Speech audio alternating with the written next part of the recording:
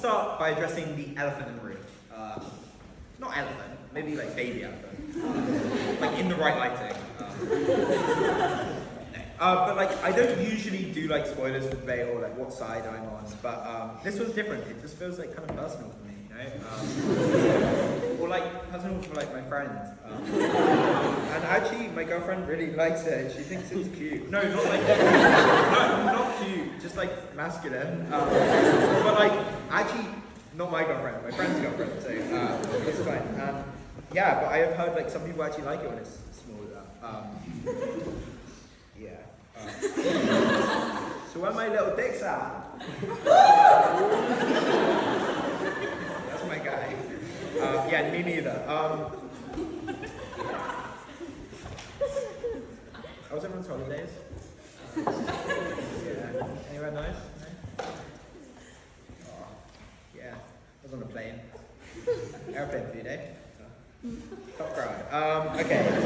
It's like around the average in Ireland, which, you know, but like maybe a little below average, but you know, it was a few inches.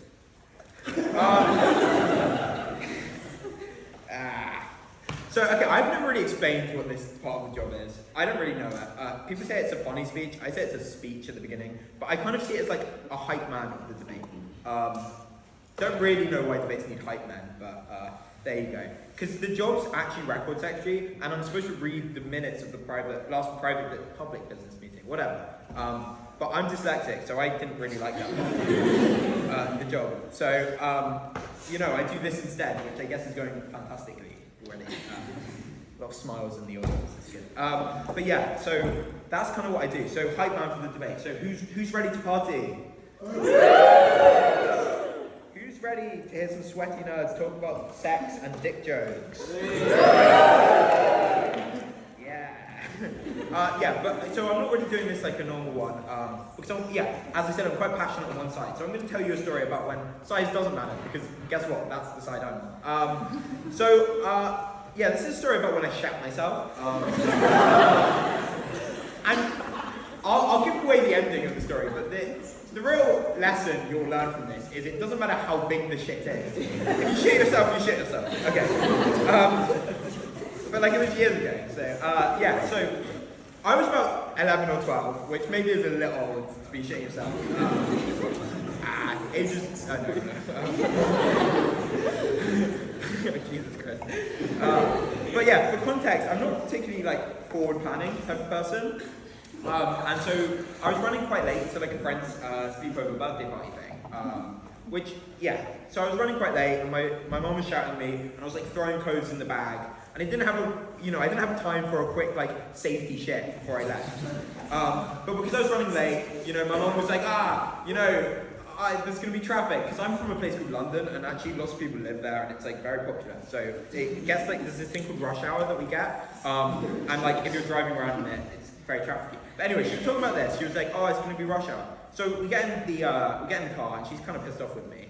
And she's like going on to me about how like it's not her sleepover she's going to and like she's got important things to be doing and like I'm not talking because she's kind of right, like it is rush hour and there's a lot of traffic and I start to feel a bit like of a tummy rumble. But like again I'm not really like in the mood to be like telling my mum to like, I don't know, she was kind of mad at me. I was like just gonna sit silently, but yeah, so we're like half an hour into what should be a 15-minute like car ride and you know, I think most of it's passed. You know, we're quiet. We're listening to some like shit song on the radio. I don't know what it was, but and yeah. So I think most of it's passed, and I'm getting quite excited. But okay. So the thing about shitting yourself is you never know you're going to shit yourself, right? I don't know who has shit themselves recently. You never know you're going to shit yourself, and so I thought I had this fart. It wasn't a fart. And so I knew immediately, and you know, when you think it's a fart and it's not a fart, your whole world changes, you know? Like everything you were thinking about before, all your future plans, your life goals, maybe the sleepover that you're gonna have and make friends. Oh, again, 11, 12, I'm like just into a new school and these are like new friends I'm going for a sleepover with. It's, you know, I'm thinking about all these things and then, bam, my life changed. And specifically, I think this is like a real metaphor for that period in your life, because I shat myself like millions of times before. Like, we all had when we were children. But this one like felt different, you know? It felt like, you know, I wasn't in control of it in the moment, but like, I could have done stuff to prepare. I could have had that safety share. And I felt guilty about that for the first time. I felt guilty about, you know, not like pre-planning in my life. I felt responsibility. I felt like perceived, because, you know, all the other times I'd shit myself in my life, I didn't really care. I was just like in a nappy or something, and it was like fine. But like now I just felt like I had a certain weight of responsibility and a weight in my pants as well. And you know, and then the first thing that happens, I don't know if anyone's this is a great story. But is your posture like changes, and you have to like, because you're sitting down in the car seat, and you kind of have to like not sit down anymore, but like you're doing a squat. It's kind of weird. But yeah, so I did that. 5 minutes to the end of the journey. Oh Jesus. Yeah, 5 minutes to the end of the journey. So we get out of the car, and I'm still like pretending I haven't shat myself. And I do this kind of waddle into my friend's house, and like, like I thought I played it off cool. I'm not really sure. But I waddle into my friend's house, and I'm like, oh, I really need the toilet. So I go up to the toilet, and you know, I'm like, I've got an overnight bag, which is the kind of, you know, the hero of the story. Is I've got a spare pair. I've got spare clothes to change into. But so I go into it, and I like take my pants off. I wash them in the sink. And then I think, what am I going to do with these pants? Because they're not clean. So I'm like, well, I can't put them in the bin because it gives the game away. So I like put them in my pocket, and I got changed, and yeah, okay, so they're cleanish. What would you do? Do you know what I mean? Walk a mile with my pants. I don't know. And so I put these pants in my pocket, and the story didn't get better because so my friend's family have a dog. And, sorry, my friend's family have a dog, and the dog was like digging in the yard, and I was like, oh, what am I going to do with these pants? I don't want to like carry them for the rest of the sleepover. So, yeah, okay, I'll wrap it up here. But I basically threw my shitty pants in the garden of a friend's house who I didn't know that well, like covered them, but I don't know well enough. This dog was digging holes. I don't know if it was ever found, but like, if Jack's watching, I'm really sorry. But that's my speech, yeah. Size doesn't matter. If you shit yourself, you shit yourself.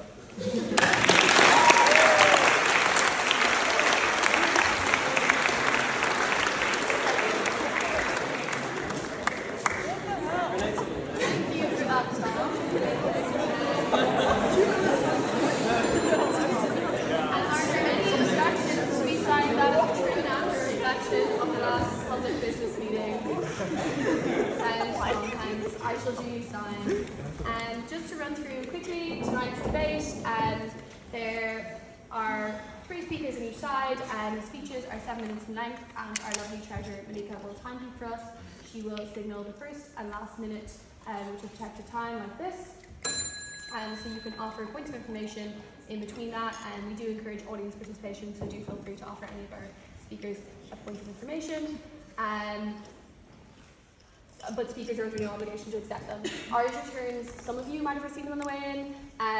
You can mark how you think each speaker did, and at the end of the year we give out medals and a cash prize based on the best speakers. Respect and inclusivity are a big priority for us here at the HIS, so if you have any concerns about anything from tonight's debate or any other HIS debate, please reach out to our wonderful equity officer Nina at equity@his.com. And a big thank you to LawSoc for collabing with us on this serious discourse matter. Thank you so much. The question for the House this evening is this House believes size matters, and I would now like to call on our first speaker, Theo Puech, to propose the motion.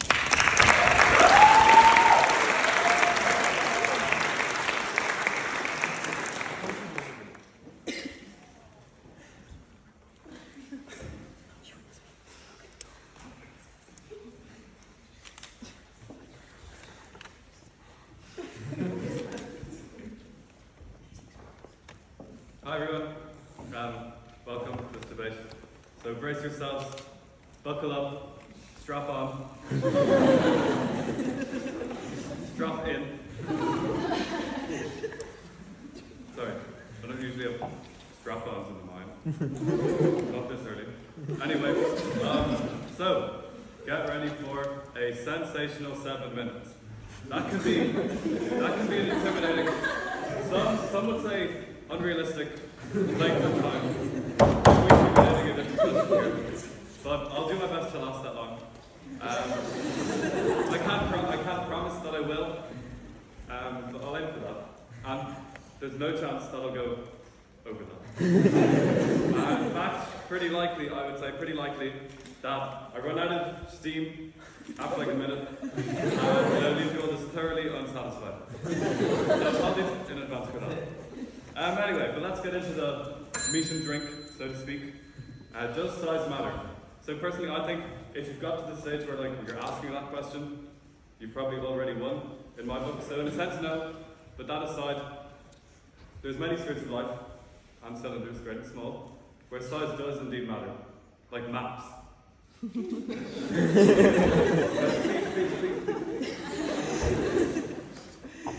Okay, now you know you guys are thinking, you want to hear like, me and talk about like sex jokes, penises, whatever, and here I am talking about cartography. This looks pretty bad. Once again, when it comes to size mattering, I have clearly disappointed a great number of people. But listen, we're going to talk about cartography. So what the hell can maps tell us about whether size matters? Well, here's some geometry. So you know the globe? The sphere? You can't take a round object, like the globe, and make it like flat, without like distorting it a bit, making it weird. So you have to, to show like the round Earth on a flat surface, you gotta get a little crazy with it. You gotta be a little silly, goofy, whatever. And the Mercator projection, yeah, if anyone's heard of that, it's goofy as hell. Look at it, guys.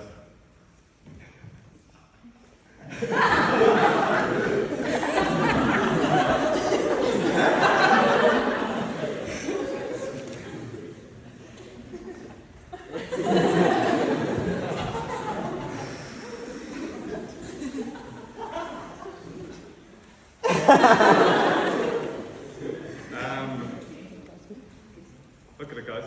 The Mercator projection wheel. The world. This is a pretty common one. This is on your iPhones, your Google Maps. So if we look at it, the world.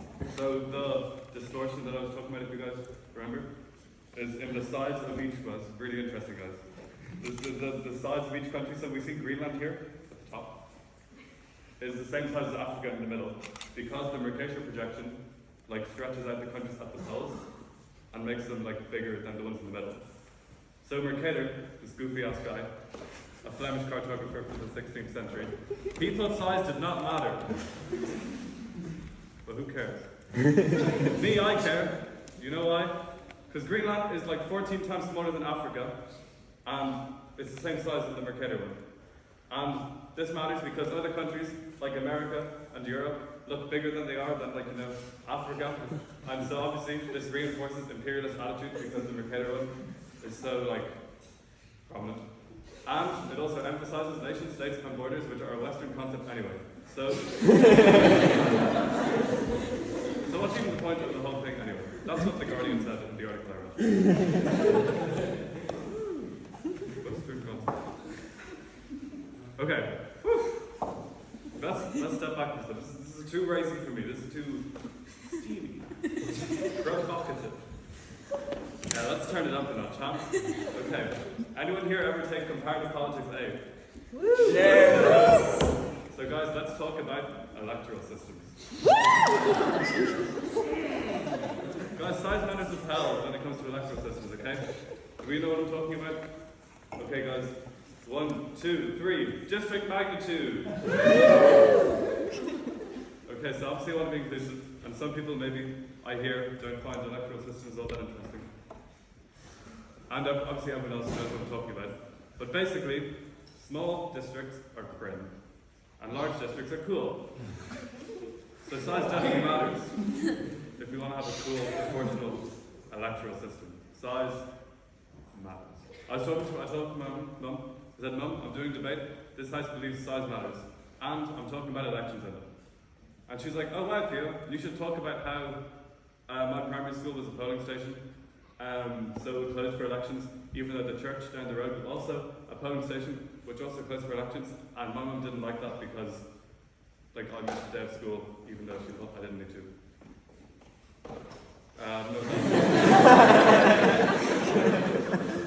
If anyone can see where size matters in that, please get in touch. But regardless, electoral system. Me and Mum, I'm not a fan. Rory Chinn. Yeah, maps and electoral systems. Bang! Okay, enough foreplay. Let's talk about sex. So, does size matter for sex? I think yes, but not just penis size, because everyone talks about penis size, but has anyone ever considered the size of the vagina? I might, or like, I'm this other guy, might have a perfectly adequate penis for maybe a smaller vagina. But if it's too big, then if mine is too small, maybe that's not on me, or someone else's fault. It's not a matter of a small fish in a big pond. It's a perfectly lovely fish with a great personality in a pond that's way too big. A pond that also, incidentally, for some reason, is usually not very wet. Not fish.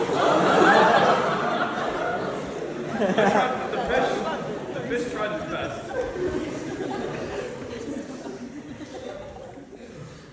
So size matters. You know what doesn't matter? Shape. Who cares if I don't know, bends to the left, has a weird lump. Why should that be an issue? And colour, guys. Colour doesn't matter either. It's like green tinge. Nothing to worry about. Perfectly functional. Anyway, enough about how weird some penises are. Size matters, and you don't know why. Proof, because saltburn, it was okay. Well, we all know why it did well, right? If anyone's seen it, you can't. It was okay. That's.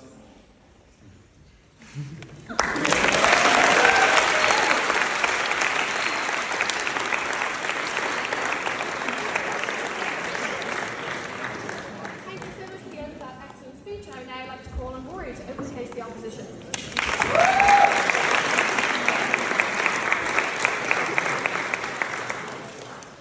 The first speaker may claim to have a wealth of knowledge on size, but remember this is a his debate and people can lie. I will offer instead the truth about why size doesn't matter. But why am I here? That is a question for 21st century Trinity College. I was asking someone, is my cock, referring to a chicken, too small? And they said, no, it's perfect. What the fuck? Perfect. So it's not big. That was clearly on their minds. Anyway, that's why I want to prove that size does not matter. And I will give you examples from real life, the animal kingdom, and even humans. Unlike the proposition, I won't descend into needless sexual innuendos. Anyways, in real life, things we deal with day to day, size does not matter. The size of the balls you have to hold when juggling doesn't matter. In fact, people can juggle just about anything. They can juggle chainsaws. I saw a guy on TikTok juggle his cat. You could, however, be in a situation with a giant sausage. One that's too big for a single person, you might think. Maybe too thick, and maybe too long. Share it with a friend. Spread some ketchup on it. You can swallow it, and if you don't like it, you can spit it out. Think also of when you are screwing.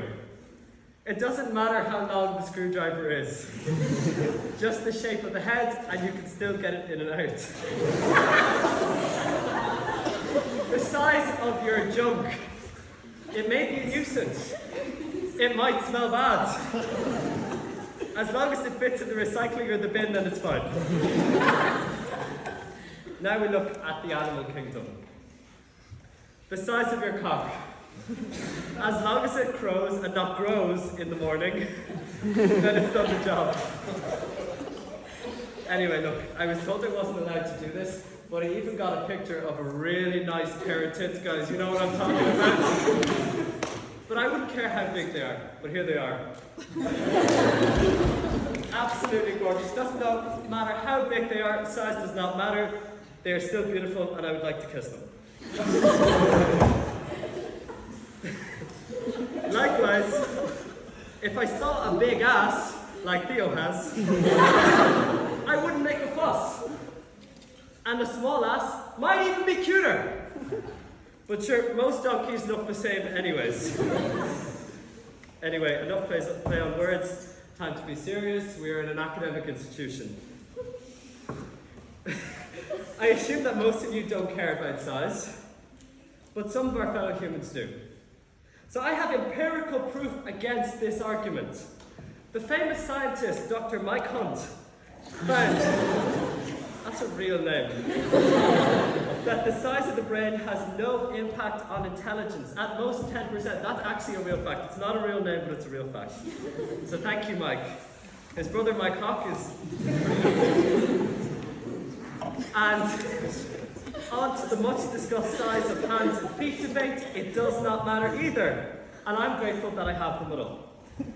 Now, I hope in this brief time, because it doesn't matter how long you take, it doesn't matter how big things are, I have convinced you on which way to vote. But if I haven't, I will finish with one relevant passage from the nautical texts. You may have heard this before, but it is extremely important. It is not about the size of the boat, but the motion in the ocean. Thank you very much.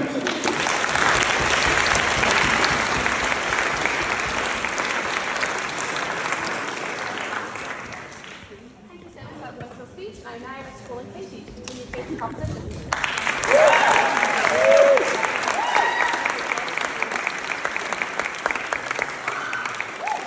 Good evening, ladies, gentlemen, everything in between and none of the above. My name is Katie Carrig, and I'm sure you guys are all quivering with anticipation right now. Right now, I will be arguing the affirmative. The House believes that size matters. Now, I'd like to make this more of an interactive experience. If any of you little dicks or big Richards feel so compelled at any point when I'm talking to admit to having a small penis, please feel free to speak up, raise your hand. Hey, we can make a little fun code out of it, call it a point of information. But from a historical perspective, dick jokes have been around for a long time. No, like, really, a long time. At the very least, perfectly satisfactory amount of time. One of the first written dick jokes is from 1790, only 20 years after the Hist was founded. A coincidence, I'm sure. And it's from the Banquet of Wit, and it is as follows. A gentleman happening to make water against a house did not see two young ladies looking out of a window close by till hearing them giggling. When looking towards them, he asked them what made them so merry. "Oh Lord," said one of them, "a very little thing will make us laugh." Now, many of my esteemed fellow debaters here tonight, as well as most of my ex-boyfriends, will have you believe that it's not the size that matters, it's rather how you use it. It's the motion of the ocean. That's a lot like what your roommates say when you get the smallest room, you know, like there's a lot of storage options. You can do so much with it. You can shake it up, put the bed in a new position.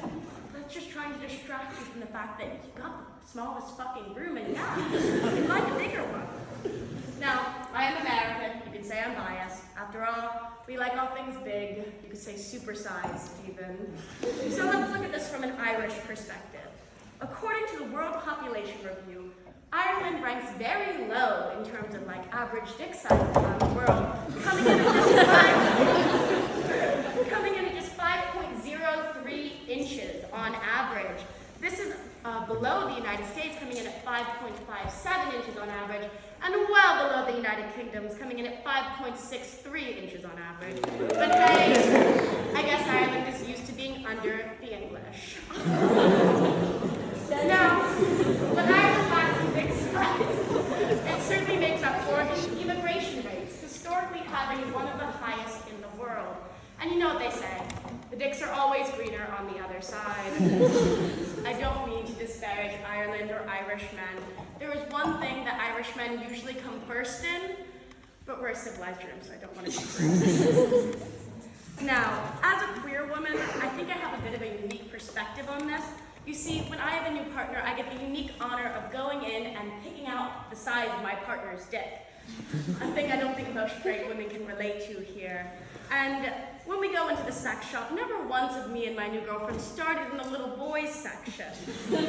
I actually think most of my ex-girlfriends have had bigger penises than all of my ex-boyfriends combined. And I ask you this, have you ever met a lesbian with a small dick?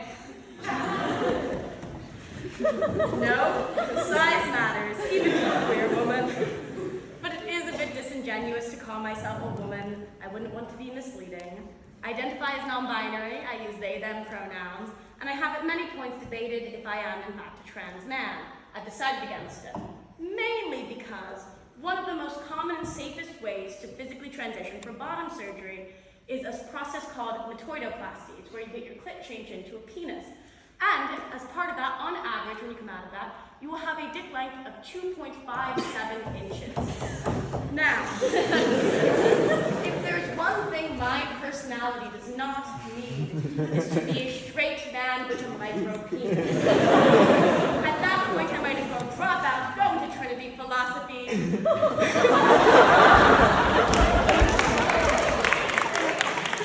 Not grab me to kiss the face. Of course, I don't have to take up smoking, and I'm not sure that I'd be able to tell the difference between the cigarette and the dick that I have. But was that funny for you guys? That was funny for me. I laughed. Did you guys laugh? Like, even if you didn't laugh, you were like amused, right?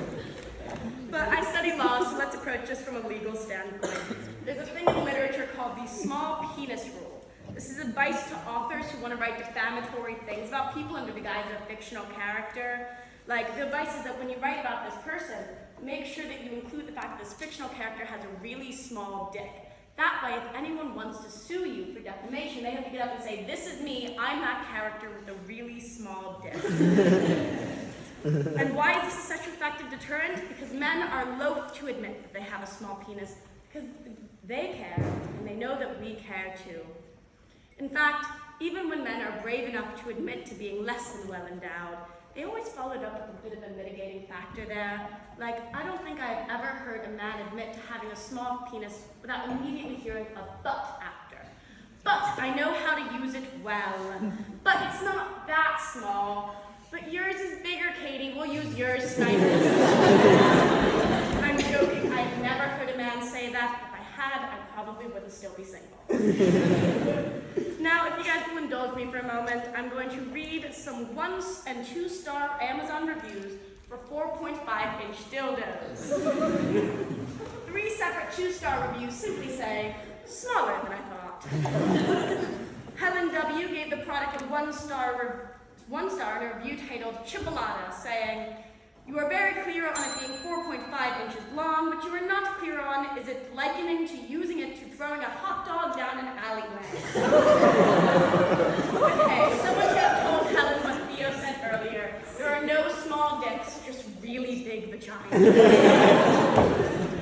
Anne Bratton said with a 1-star review that it was deadly. I couldn't distinguish it from the gum in my mouth, choked and nearly died. It would have been embarrassing to be killed by something as small as my pinky. My condolences to Anne Bratton, but at least they would have gone out with a bang. Now, of course, at the end of the day, I don't mean to shame anyone. If you have a small penis and are proud of it, all power to you. I'm going to end with a bit of an embellishment. Guys here, you know that quite well. And I'm going to kind of quote from Marilyn Monroe. You don't marry a man just because he has a big penis, but it sure does help. Thank you, guys.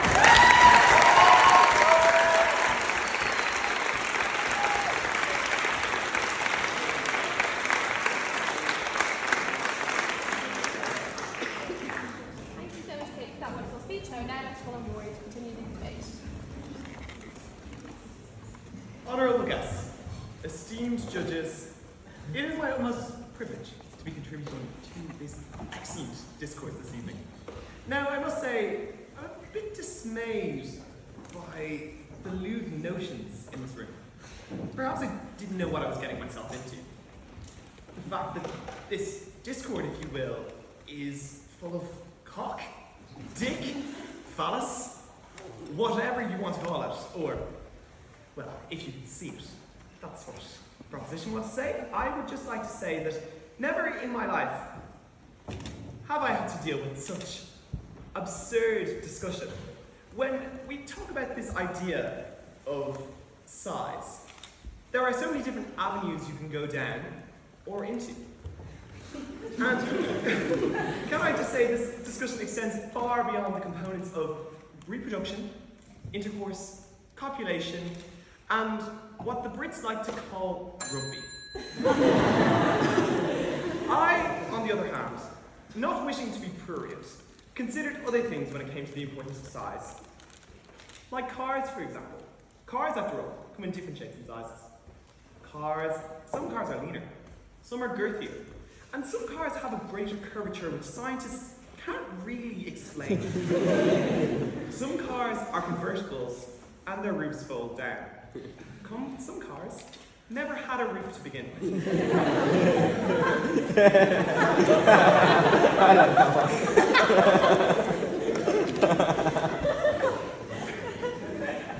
Now, in all seriousness, it is imperative that we seek truth behind this age-old debacle. After all, man, and I tell you only man, has debated this for millennia. Over the past week, I dove into the depths of penis-related internet searches to try and disprove to myself.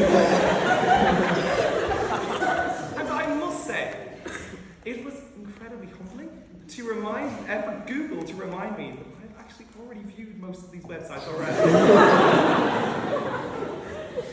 Now, I must ask my esteemed colleagues on the proposition, why, if size matters, has the image of the ideal penis drastically changed over time? How can size bear so much importance if the perception of penis sizes is altered from generation to generation? If we refer to as recent as the Renaissance, famous artwork, which was social media of the day, the forum, if you will, illustrated the epitome of beauty. Growing up, I couldn't help but wonder why the penises of these gladiators and nobles were so minuscule. Now, if that is not evidence enough that I'm gay, how did it take me 12 to 13-year-old is looking at the cocks going, Jesus, that is Now, I'd like you to take Michelangelo's David, for example. The notoriously manly and dashingly irresistible King David of Israel, who was able to take on the ferocious Goliath. Have you seen the size of his chode? And I don't know about you, but I would be extremely crestfallen if I was one of his 10 concubines. Now, I'm just saying, I must ask, if size matters so much, why did the previous generations adulate over such microscopic objects? Why now does every man feel the need to add 2 inches when measuring their phallus? Like, and I'm talking about grinding here. Have you ever seen DL straight, mask for mask, 9 inches? No, it was not 9 inches. Why is there such a stark contrast between the ideal size? Even 50 years ago, one would heave, if I'm being honest, heave at the thought of a large penis. Why has this changed now? And can I just say, as part of research, I felt obliged to perhaps draw a comparison, if you will, between dick sizes between the 70s and now, 50 years ago. And if I'm being honest, the only logical way to do this was by watching a myriad of vintage porn. On a side note, please, like I implore you, do not do this on your Trinity account or you will end up in the Junior Dean's office. Not conversation. Technical difficulties? After many hours of watching that sweat-filled promiscuity in leather, I have come to the realization that size does not matter. It is indeed, like so many things in life, quality over quantity. While size might make the journey shorter, the quality of the journey will be abysmal. At the end of the day, the raison d'etre of cars, or with or without a roof, is to get from A to B.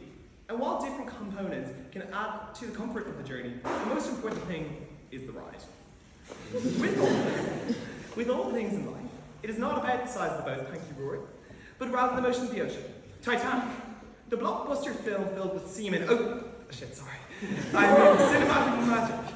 Even, okay, I'll pass that. Titanic proved that even the largest of vessels cannot withstand the motion of the ocean. To conclude, it is not about the size of the boat, Indeed, it is about the motion of the ocean. As, at the end of the day, what good is a captain if you can't allow for his passengers to disembark at the end of the journey? Thank you very much.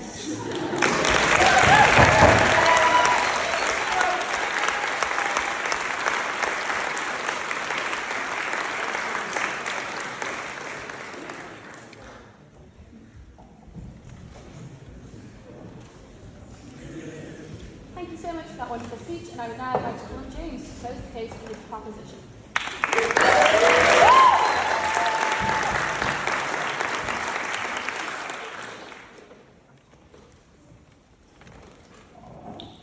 Good evening, Twitter. My name is James Ryan, and I am 5'11", and those are two separate measurements. I'm just wearing very big stilts right now. I'm here to propose the motion on this painfully hard topic. This House believes that size matters. And as a penis haver, this is a topic that's very close to my heart, or to be more accurate, my zipper. I realize that most HIS debates have 8 speakers in total, and we have 6 tonight. Though I suppose it's not too much of a surprise that things involving the HIS don't last as long as they would have expected. We all know, though, that this is quite a big issue. Approximately how big, you may ask? This big. Almost forgot to lie there. I do usually find it quite difficult to speak on these raunchy topics, though, because I think I have quite an innocent face. Some of my friends have said I could have even been an altar boy when I was a child. But this is quite ironic, I think, because if I was an altar boy, I surely then would have known whether size mattered or not. That's as bad as it gets. With all of that being said, I do think there are some substantial points I could discuss as a member of the HIS about the members of the HIS. I will bring up several points before you today. Some of them might even actually make sense. Firstly, the opposition will try to convince you that size doesn't matter. It's the size of the boat, not the motion of the ocean, as Rory said. Why don't we all just take a second and think about that phrase for a second? It makes no naval sense! Columbus didn't discover the New World in a rowboat. He went in a 3-sail caravel. Humanity did not go to the moon in a pocket rocket. They went in an almighty shaft the size of the spire. In a futile attempt to make themselves feel better, all the opposition has done here is make a, mind you, nonsensical sailing metaphor that only confirms the inconvenient truth that size, in fact, does matter. And the use of clever phrases and metaphor is not just confined to the opposition. I, too, would like to reference our society's collective cultural tapestry on a topic of growing importance. As the great philosopher Lil Wayne once said, he's a great philosopher, I don't know why you're laughing. Why give a bitch an inch when she'd rather have 9? Now, I think you'll all agree with me here. This references the hegemonic cultural ideal that size truly does matter in the sexual arena. And not only that, but the prodigious wordplay exhibited by Dwayne Michael Carter Jr. here further reinforces this point. He adapts the age-old proverb of giving an inch and taking a mile to the modern context, with the singular inch still being unsatisfactory in both uses. And just for those of you who do not like that there, I just hit you with the PQE point quote explain analysis there for junior cert, just want to jog your memory a bit there. And if any of you were doubting that analysis, this is the same man that wrote, and I quote, "Real G's move in silence like lasagna." Big up Garfield. He's not dead, we're just close friends. Sorry, I got sidetracked there a bit. Back to Twix. This is the Historical Society. I should probably provide some sort of historical analysis to you all. As already stated, actually, if we look back to the age of antiquity, the Greeks and the Romans idolized small penises in their artwork and their literature. May I remind you, look where that got them.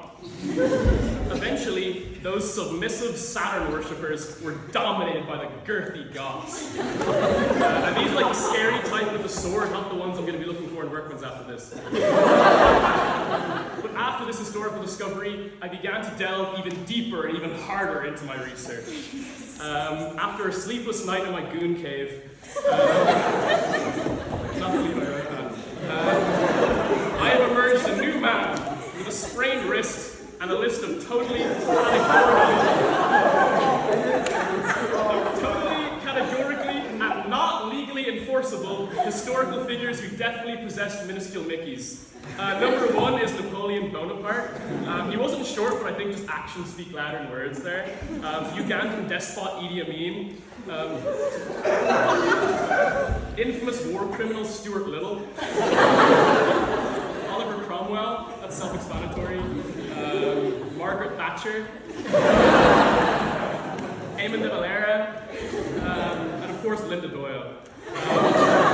As you can see, most of this rogues gallery have quite a lot in common, such as the desire for the authoritarian control of nation-states, clinically diagnosed narcissism, and its direct or indirect support of genocide. If this obvious correlation hasn't made things abundantly clear, this modestly endowed multitude took compensating for something to a whole new level. But speaking of compensating for something, I'm speaking tonight from a place of just total security on this. Like, fellas, you're out there, all 5 of you. 4 inches is like way too much, right? Like we all agreed on that, haven't we? Yeah, Tom agrees, right? Like that's way too much. That's almost excessive. That's like putting like a flashlight into a straw. That's weird, you know? That's just a bit, you know, you wouldn't know what to do with that much, if I'm being honest with you. You might have noticed I've run out of steam here, like the 5-minute mark. You should all feel special. That is 4 minutes longer than usual for me. But what's annoying here is that I can't really take my arguments tonight to completion. I've heard that one a lot. I can't speak for the gay and bi experience. Though I think speaking about dicks for the last 5 minutes is probably not the most heterosexual thing I could have done this evening. But despite that, I would rather be giving a speech here in the GMB, or to give it its proper title, Grossly Massive Boner, to borrow a phrase. Rather do that than, you know, to paraphrase my best friend Prince Harry, oscillating between extremely sensitive and borderline traumatized. I do appreciate all of you making it this far into my speech, or lasting this long, if you will. I realize this speech has been kind of semi-lengthy, which actually is a real coincidence. That was my nickname when I did gay porn. The pay was good, okay? Why are you laughing? Can a man not make a living in this society anymore? Jesus. Regardless, you need not worry. We have long since passed the climax of my speech, which did happen. You might not have felt it, but it did happen. It happened for me, so it happened for you. But I hope all of you propose the motion. I am not going to try to convince any of you any further. I'm actually very thankful I can only speak once, because I do not have the energy to go for 2 rounds this evening. So thank you all very, very much.